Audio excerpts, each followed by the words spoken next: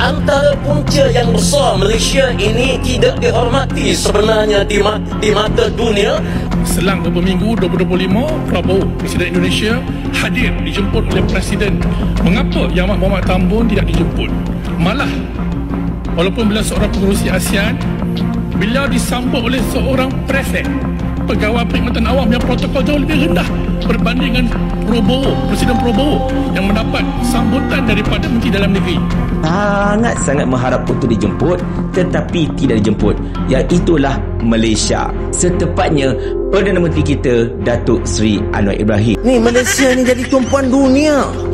Seluruh dunia perhati Malaysia. Di Kuala Lumpur, kegelisahan politik kembali mengemuka ketika sejumlah anggota parlemen Malaysia mempertanyakan perbedaan mentolok antara sambutan dunia terhadap Presiden Prabowo Subianto dan sambutan yang diterima Perdana Menteri Anwar Ibrahim.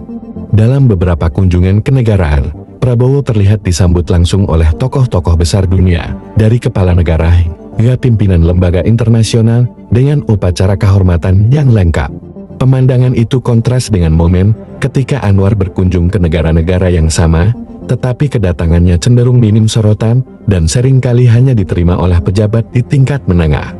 Kondisi ini memicu pertanyaan tajam di Parlemen Malaysia. Mengapa kunjungan resmi Perdana Menteri Malaysia tidak mendapat perlakuan yang serupa? Beberapa politisi bahkan menilai bahwa fenomena tersebut menunjukkan perubahan keseimbangan pengaruh di kawasan.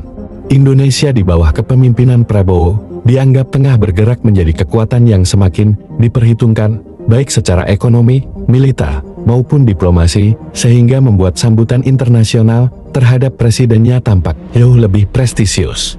Perdebatan di Malaysia pun berkembang menjadi refleksi yang lebih pahit. Apakah Malaysia sedang kehilangan pamornya di mata dunia? Ketika Prabowo dihormati sebagai representasi negara yang kian strategis, kenyataan bahwa Anwar sering tidak mendapatkan perlakuan yang sama memunculkan rasa inferior di kalangan politisi Malaysia sendiri. Selang beberapa minggu, 2025, Prabowo, Presiden Indonesia, hadir dijemput oleh Presiden Perancis ke perarakan Hari Kebangsaan Bastille Day. Mengapa Yang Amat Berhormat Tan Bun tidak dijemput? Malah, walaupun beliau seorang pengerusi ASEAN, beliau disambut oleh seorang prefek, pegawai perkhidmatan awam yang protokol jauh lebih rendah berbanding dengan Presiden Prabowo yang mendapat sambutan daripada Menteri Dalam Negeri. Tetapi ada satu pihak yang saya tahu memang sangat-sangat mengharap untuk dijemput tetapi tidak dijemput, iaitulah Malaysia. Setepatnya Perdana Menteri kita Datuk Seri Anwar Ibrahim. Tengok-tengok untuk majlis yang sebesar ini yang memang basically-nya memerlukan orang-orang yang berpengaruh dalam isu Palestin ini hadir, tengok-tengok Datuk Seri Anwar Ibrahim tidak dijemput. Bukan beliau dijemput tapi tak datang, tetapi tidak dijemput langsung, tuan-tuan dan puan sekalian. Memang sangat-sangat memalukan. Tetapi itulah, apabila ditanyakan dekat parlimen mengapakah Malaysia tidak dijemput tetapi Prabowo pula dijemput, ini jawapan Datuk Seri Anwar Ibrahim. Negara-negara yang diundang adalah negara yang beri sokongan penuh pelan damai 20 perkara tersebut. Memang kurang ajar betul Presiden Amerika Syarikat Donald Trump ini. Engkau dah puji Perdana Menteri kami dengan perkataan fantastic.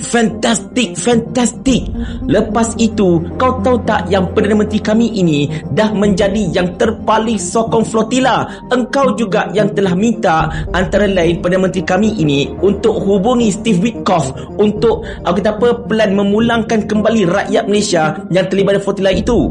Dah dipuji dah masalah Perdana Menteri kami ini. Tengok-tengok bila dianjurkan persediaan aman dekat Mesir bagi mencari penyelesaian tentang konflik dekat Gaza, engkau boleh tak jemput Perdana Menteri kami, tapi Presiden Indonesia kau boleh jemput pula. Macam betul kau ni kan. Biasa kau ni. Antara punca yang besar Malaysia ini tidak dihormati sebenarnya di mata dunia apabila kita bercakap isu yang menyentuh kedamaian antarabangsa. Orang tidak hormat kepada Malaysia sebab Malaysia tidak ada industri pertahanan. Malaysia tidak memiliki kepakaran yang hebat sehingga kita dapat mengeluarkan senjata kita sendiri yang memberi kekuatan untuk negara kita dan memberi mesej kepada negara-negara lain bahawa this is Malaysia.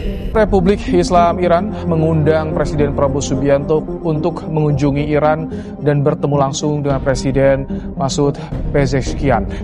Iran menilai Prabowo sebagai tokoh yang berdiplomasi ke luar negeri dan mengundangnya untuk melakukan pertemuan bilateral. Ini disampaikan Iran menanggapi giatnya diplomasi Prabowo seperti dengan Presiden Amerika Serikat Donald Trump dan Presiden Rusia Vladimir Putin.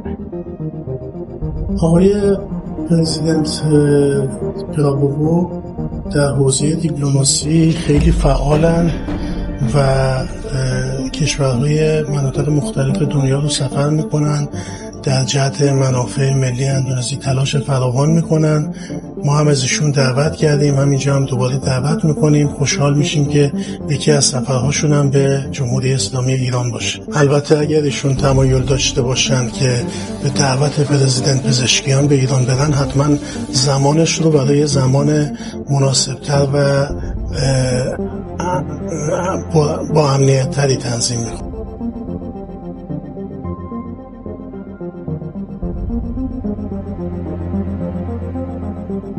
Kemudian yang kedua, di Rusia, Bapak Presiden bertemu langsung dengan Presiden Vladimir Putin. Pertemuan selama 3 jam.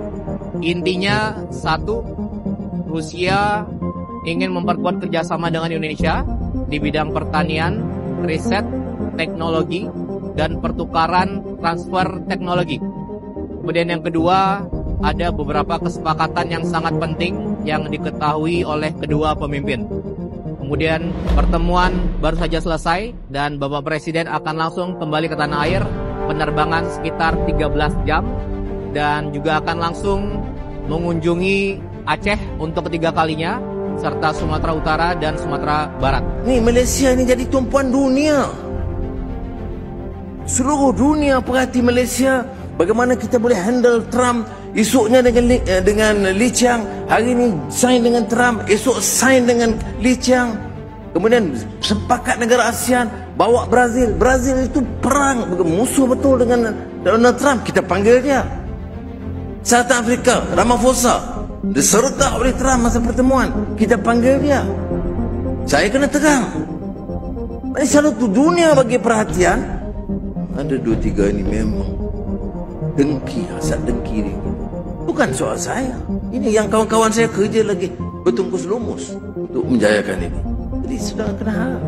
Saya syukur. Saya anak Malaysia. Saya bangga kerana Malaysia harum namanya sekarang.